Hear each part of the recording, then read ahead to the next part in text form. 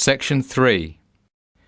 You will hear 4 students discussing a conference they want to organise at their college. First, you have some time to look at questions 21 to 27. Pause the recording for 30 seconds. Now listen carefully and answer questions 21 to 27. So, Mr. Peters has finally agreed that we can organise this year's college conference. So, we need to really go through all the most important items in order to establish a general schedule for the conference and how we are going to put it all together. Yes, I agree. We can't leave things to the last minute, and there are quite a lot of good speakers who have offered their services for this conference. It's important that things go smoothly. Don't forget that Mr. Peters has been against the idea of this conference for the last 2 years. So we need to make it worthwhile and get at least 100 students to attend so that we can prove this is an event that students can benefit from. The most important thing we need to consider is the range of speakers who we will invite to the conference. If they are well respected in their different fields, then the students will be very keen to come and hear the talks. We don't have a massive budget either, so we have to negotiate on the fees that the speakers will charge. Sam, you mentioned before this meeting that you have had some calls from some interesting potential speakers. Can you give us the lowdown on the rough list that you have at the moment? Yes. The main person on my list, who is an expert in the field of business management, is Professor Harmon. He would be good at running workshops where students can discuss how to start a business, and he likes to include role plays, which make the sessions more interesting. Yes, I've heard of him, and people have told me that he is dynamic and interesting. He doesn't like just giving lectures. He likes to get the students involved more in the discussion. We should definitely send him a formal invitation. What about another area of study, such as maths? Well, I have done some research on Mr. Steve Bishop. I heard about him because my brother went to see him give a lecture at a university in his area. Apparently, he is well respected among many universities in England for his knowledge in the field of maths. He has even done some research with some famous mathematicians. My sister studies maths at university, and I think he came to her university too to give some extra lectures. He would be a good one to keep on the list. I could send the invitation to him if you want, Sam. That would be great, thanks. We have speakers now to talk about business and mathematics, so it would be a good idea to invite someone who is an expert in an arts subject, like English or drama. I haven't actually got any ideas for arts subjects. Well, I'm planning to do drama at university, and I know of a lady who is the head of drama at a well-known university. Her name is Sandra Bolton. She would give some drama seminars where students can discuss aspects of theatre and production in smaller groups. I also know a professor called Mr. Max Wallington. He is a professor of English literature, and he would come and give a lecture about Shakespeare. I'll send invitations to Miss Bolton and Mr. Wallington then. Great! That's 2 art subjects covered then.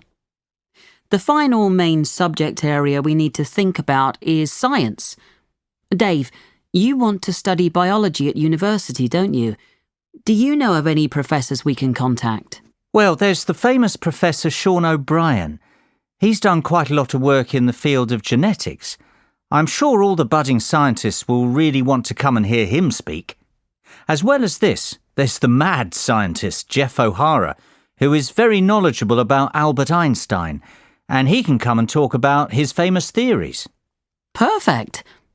Now that we have some speakers in mind to cover the main areas of study, we need to think about the administration and organisation of the conference.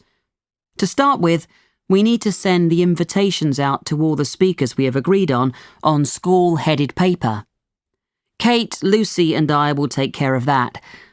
Dave, would you be able to contact a photographer to come and take pictures for the newsletter that will be printed after the conference? Yes, I know a good photographer who's come to the college for some other events.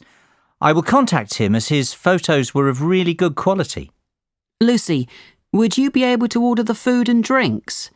Which caterers do you think we should use? We don't want to spend too much money. We have about £400 to cover food and drink for 100 students. We need a selection of finger food and soft drinks. I will contact Flying Fish. They're quite cheap and they will do some discounts for us, as we've used them before at the college. Don't worry, Sam. I'll sort all that out. Excellent. We've covered a lot for today. I will book the main college hall and rooms 10, 11, 12 and 13 this week. I think we need to have about 2 more meetings before the conference. The next one we'll schedule for Wednesday the 6th of June. Can everyone do that, or would Thursday the 7th of June be better? The first date you said is fine with me. Me too. Yes, that's fine with me as well. Before you hear the rest of the discussion, you have some time to look at questions 28 to 30. Pause the recording for 30 seconds. Now listen and answer questions 28 to 30. Last thing to mention before we finish up for today is some things that Mr. Peters, our lovely headmaster, has said. As we said at the beginning, he hasn't been so enthusiastic about this conference, and he has given us some rules we have to stick to during the conference. I've made a photocopy of them for everyone. I think we should just go through them now to get them out of the way. Good idea. Well, the first thing Mr. Peters said is that we have to make a record of all the students who attend the conference, as he wants those figures after the event to check that the money he gave us to organise it was worth it. He also wants to know which subject each of the students who attended is going to study at university, to show that we have provided suitable speakers at the conference. He said that he doesn't mind how many speakers we invite, as long as the lectures are well attended. The last requirement was that we help organise the travel arrangements for the speakers. We can discuss the details of this in the next meeting. That all sounds fairly easy to manage. Did Mr. Peters not say anything about tidying up the hall and the rooms after? I would have thought that he would have said something about that. That wasn't something on the list. I could check with him, but the cleaners who clean the college on a regular basis might tidy everything up. They would just have to be paid a bit more. I don't think the conference will produce too much mess anyway. It would be good to get some help with all that anyway. Yes. So, that's everything then. Let's go for lunch now. I'm starving. We can speak about the next lot of things at the next meeting. That is the end of section 3. Now you have half a minute to check your answers.